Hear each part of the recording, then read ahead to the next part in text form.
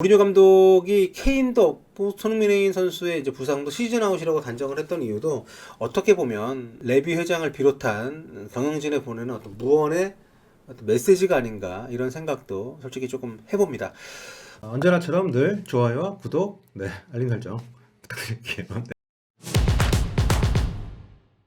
볼리TV 시청자 여러분 안녕하십니까, 송영구입니다. UEFA 챔피언스리그 간밤에 열렸던 16강 1차전에서 토트넘이 라이프치히에게 0대1로 졌습니다. 스코어는 한 골 차였고 그나마 페널티킥 실점이었습니다만 처참한 경기력이었어요. 특히 전반전에 아주 일방적으로 후드려 팼던 라이프치히고, 토트넘은 자기 진영에 갇혀서 꼼짝달싹 못한 채로 아주 많은 실점을 할 수 있는 위기가 있었습니다. 운도 따랐고 요리스 골키퍼의 선방도 있었고요. 사실 한 2대0, 3대0 정도 돼도 할 말이 없는 경기였는데 토트넘 입장에 선방하긴 했습니다만 어쨌든 홈 경기였다는 점에서는 굉장히 타격이 큰 결과였다, 이렇게 말씀드릴 수가 있을 것 같습니다. 라이프치히가 지금 분데스리가, 독일 분데스리가 2위를 달리고 있는 팀이고 87년생이죠. 32살의 천재 감독 나겔스만, 28살 때 호펜하임 감독 맡아가지고 아주 지각 변동을 일으켰던 전술의 달인이죠. 팀을 잘 짜왔어요. 그러면 3백을 쓰고 굉장히 전진된 어떤 그 라인을 유지를 하면서 토트넘을 시종일관 몰아붙였습니다. 특히 전반전 같은 경우에는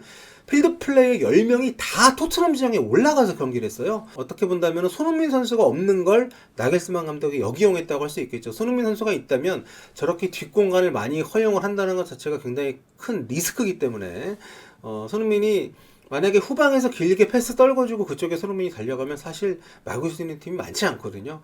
손흥민이 없는 것이 어떻게 보면 라이프치히로 하여금 토트넘을 좀 더 강하게 원정 경기임에도 불구하고 압박할 수 있었던 그런 근거가 되지 않았나, 그런 생각이 들 만큼 라이프치히의 굉장히 공격적이고 종적인 움직임들이 인상적이었던 전반이었습니다. 후반전 들어서는 토트넘이 어느 정도 회복은 했습니다만 워낙 결정력이 떨어지는 상황이고요. 이날 선발로 최전방에 루카스 모우라, 오른쪽에 제드송, 왼쪽에 베르벤 이렇게 나왔는데, 이선 공격수로는 이제 알리가 나왔고요. 알리하고 루카스 모우라가 사실상 투톱처럼 움직이긴 했습니다만 투톱이라고 하기에는 너무 민망할 정도로 공격의 완결성이 떨어졌고요.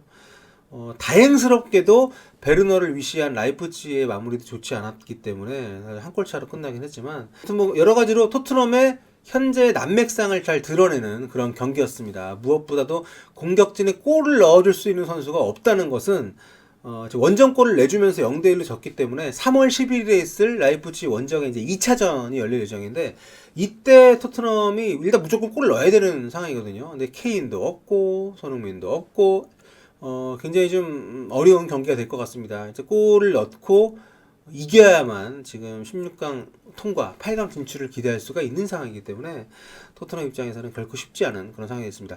오늘 경기는 저는 여러 가지로 의미가 좀 있다고 생각하는데, 가장 대표적으로는 데스크 시대의 끝, 데스크의 해체가 이제 공식화됐다, 그렇게 좀 말씀을 드리고 싶습니다. 데스크라 하면 보통 D 델레알리, E 에릭센, S 손흥민, 그리고 K는 해리케인, 이렇게 4명의 공격수, 판타스틱 4라고도 불렸던 토트넘의 지난 몇 년간의 전성시대를 이끌었던 선수들인데, 오늘 선발로 출전한 선수는 이 4명 중에서 D 델레알리밖에 없었습니다. 하지만 델레알리마저도 오늘 굉장히 부진했고요. 후반전 20분도 채 지나기 전에 무리뉴 감독이 뺐습니다. 알리 선수가 들어오면서 굉장히 좀 약간 충격받은 표정으로 들어왔어요. 본인이 워낙 부진하기도 했기 때문에 본인의 경기력에 대한 자책도 있었겠지만 어쨌든 좀 이른 시간에 교체하셨기 때문에 거기에 대한 불만도 있을 것 같고요. 벤치에 앉아서 신발 던지고 멍한 표정으로 앉아있는 모습, 며칠 전에 그 베르통원이 교체 아웃 당할 때 보여줬던 모습하고 굉장히 흡사했는데, 아무튼 그러면서 남은 30분 가까운 추가 시간까지 데스크가 없이 경기를 했던 토트넘입니다. 이 데스크가 없이 이런 챔피언스리그급의 경기를 치렀던 것이 토트넘이 언제가 마지막이었나 싶을 정도로 낯선 그런 모습인데요. 에릭센이 이적했고 케인하고 손흥민은 지금 부상으로 못 나오고 있고요. 알리까지 부진 끝에 교체 아웃되면서 데스크가 없는 상태로 토트넘이 경기를 치렀는데, 정말 중위권 팀의 모습이더라고요. 수비면 수비, 공격이면 공격, 실수 연발에다가 특히 이렇게 경기가 안 풀릴 때는 사이드 쪽에서, 특히 이날 그 라이프치히가 측면을 아예 좀 많이 허용을 해줬어요, 공격을 하도록. 그럼에도 불구하고 벤 데이비스는 공격에 올라오질 않았고, 오른쪽에 오리에는 우리가 아는 그 오리에였습니다. 똥크로스 오리에. 오늘 굉장히 실수들이 많이 있었고요. 전혀 위협적인 모습을 만들지 못했기 때문에 문전으로 가는 장면들이 많이 있었으면, 특히 스트라이커가 없고 결정적인 선수가 없는 것도 없는 겁니다만 제공권 다툼에서 정말 상대가 안 되더라고요. 루카스 모우라가 단신에도 불구하고 제공권을 제법 잘 따내는 선수, 경쟁력이 있는 선수인데 루카스 모우라 가지고는 안 되죠. 특히 라이프치히 상대로는요. 아주 굉장히 좀 어려운 경기를 했던 토트넘입니다. 그럼 데스크 시대의 종말, 그렇다면 앞으로 무리뉴 감독이 준비할 수 있는 카드, 앞으로 어떤 또 그 무기를 장착할지 이건 좀 다음 시즌까지 가봐야 알겠습니다만 적어도 올 시즌 남은 상황에서 토트넘은 정말 좀 어려울 것 같다. 무리뉴 감독이 케인도 없고 손흥민 선수의 이제 부상도 시즌 아웃이라고 단정을 했던 이유도 어떻게 보면 레비 회장을 비롯한 경영진에 보내는 어떤 무언의 어떤 메시지가 아닌가 이런 생각도 솔직히 조금 해봅니다. 손흥민 선수의 그 부재로 인한 토트넘의 좀 더 그 심각한 어떤 경기력 난조, 제가 앞서도 말씀드렸습니다만 이제 토트넘을 상대하는 팀들은 라인을 부담 없이 올릴 수가 있게 됐다는 점에서 오늘 나겔스만 감독이 보여준 축구는 토트넘에게 여러 가지로 좀 장기적인 아킬레스건이 될 수도 있을 것 같습니다. 토트넘을 만나는 팀들이 이러한 어떤 패턴을 좀 적용을 할 수가 있기 때문에 그렇게 되면 토트넘이 좀 더 고전할 수가 있다는 점에서 라이프치히전은 좀 길게 회자가 될 수도 있는 오늘 시합이 아니었나 생각이 들어요. 자, 손흥민 선수 소식을 간단히 또 말씀을 드리겠습니다. 좀 한국에 들어와 있다고 하네요. 네, 지금 귀국을 해서 수술을 준비하고 있습니다.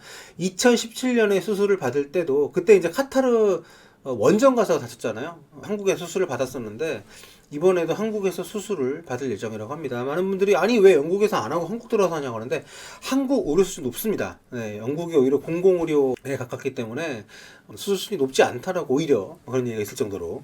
자, 한국에 들어온 만큼 몸과 마음을 잘 추스려서 다시 달릴 수 있는 그런 에너지를 얻어가기를 손흥민 선수 기대를 해보겠고요. 자, 그럼에도 불구하고 오늘 토트넘에게 긍정적인 요소가 없었던 것은 아닙니다. 장기 부상으로 복귀한 지 얼마가 안 되는 요리스 선수, 매 경기 약간 좀 흔들리는 모습들이 있었는데 오늘은 정말 선방 많이 해줬습니다. 그리고 또 한 명, 바로 로셀소입니다. 네, 에릭센의 장기적인 대체자로서 적임자라는 것을 오늘도 좀 보여줬어요. 프리킥 상황에서 아주 위력적인 왼발 프리킥으로 상대 간담을 선언하게 하기도 했었고, 이 포백 앞에 투미들로서도 혹은 뭐 오른쪽 윙어나 이 알리가 오늘 선발로 나왔었던 2선 공격형 미드필더 이런 지점까지 소화를 할 수 있는 선수, 게다가 테크닉과 패싱 능력까지 갖추고 있기 때문에 아주 기대가 되는 선수인데 오늘 역시나 가장 안정적인 경기력을 보여줬습니다. 그래서 이 로셀소의 역량, 가능성을 계속 확인해 나가고 있다는 과정, 그 측면에서는 오늘 경기가 토트넘에게는 좀 긍정적인 요소로 작용을 할 것 같고요. 이 다빈슨 산체스도 언급하지 않을 수 없을 것 같습니다. 오늘 토비 알더베일도 뭐 준수하게 해줬습니다만 다빈슨 산체스가 수비진들이 곳곳에서 구멍이 드러나서 통과를 시켰던 선수들을 굉장히 잘 막아주면서 토트넘이 그나마 1실점밖에 하지 않는데 아주 크게 기여를 했습니다. 이어서 평점까지 볼게요. 후스코어닷컴에서 올라오는 AI 평점이죠. 약간 좀 늘 그렇듯이 좀 의아한 부분들도 있는 평점이긴 합니다만 보시면은 토트넘의 막판 공세를 잘 막아냈었던 라이프치히의 이제 굴라시 골키퍼가 8.0점으로 최고 평점을 받았고요. 토트넘에서는 로셀소가 7.6점, 산체스가 7.5점 높은 점수를 받았습니다. 라이프치히가 전체적으로 압도하는 시간이 많긴 했습니다만은 상대적으로 결정력이 떨어졌기 때문에 공격수의 평점은 높지 않은데요. 3백을 쓰면서 양쪽, 오른쪽에 무키엘레, 왼쪽에 앙헬리노 이 두 명의 윙백들을 아주 영리하게 활용했었던 라이프치히의 축구 2차전 때도 토트넘을 많이 괴롭힐 것으로 보입니다. 해리케인 아직까지 뭐 뛸 수가 없는 상황인데 이날 경기장에는 왔더라고요. 레전드인 지미 그리브스의 80번째 생일을 축하하는 어떤 그런 이벤트에 참여하기 위해서 해리케인이 경기장에 나타났는데 3월 11일까지도 복귀는 좀 어려워 보입니다.